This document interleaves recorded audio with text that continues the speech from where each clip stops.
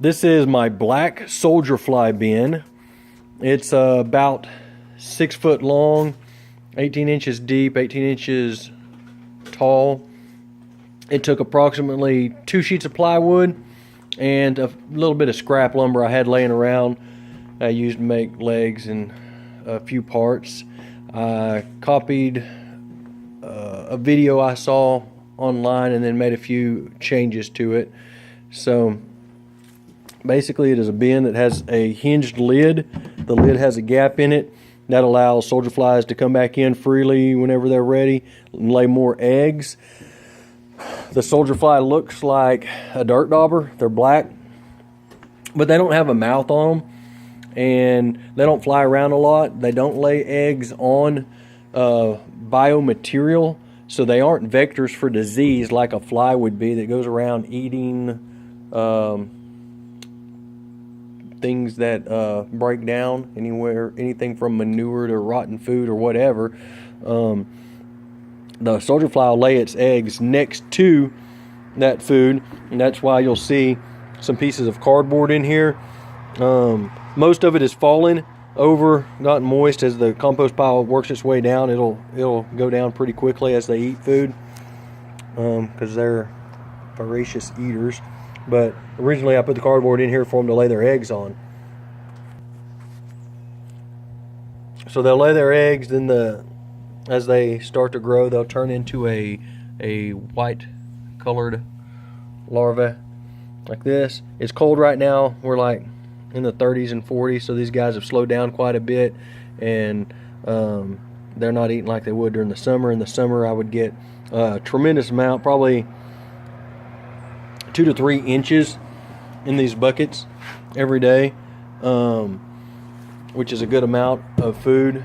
So for your animals, if you want to feed fish or chickens or something like that, they're a great supplement. They have 42% protein and 35% fat, so it's really high in protein if you're looking for supplemental feed. And then you feed vegetables for other supplement or other food scraps.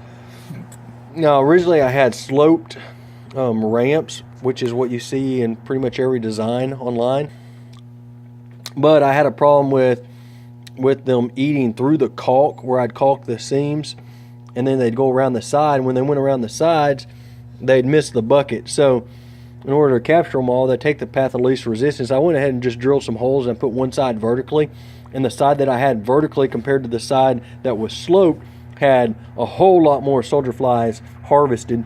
So I went ahead and did the same thing with both sides and just put vertical boards in here that have some holes in them.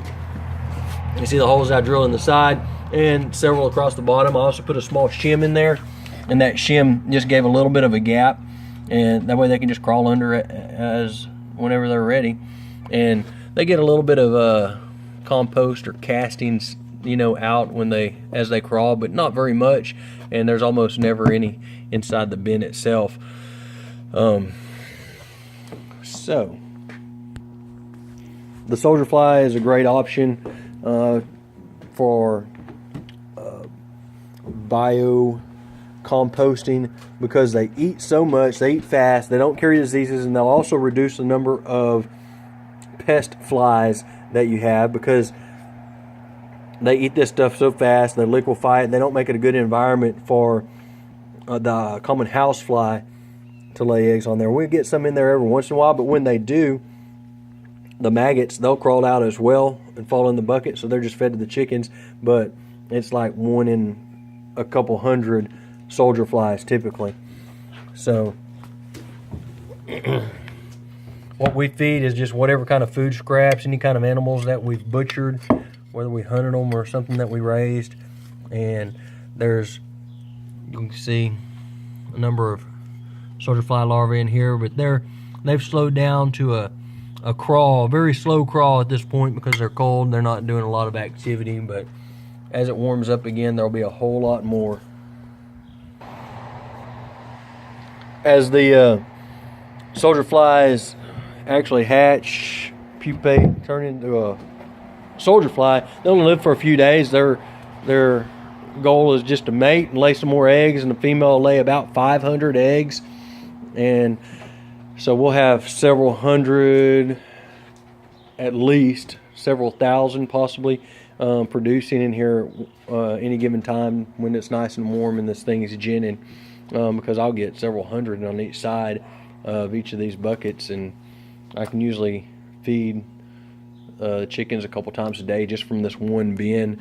And it's a good way to get rid of all of our scraps, especially, you know, the ones that they don't like quite as much to eat just directly, you know, especially if it's meat based or something like that.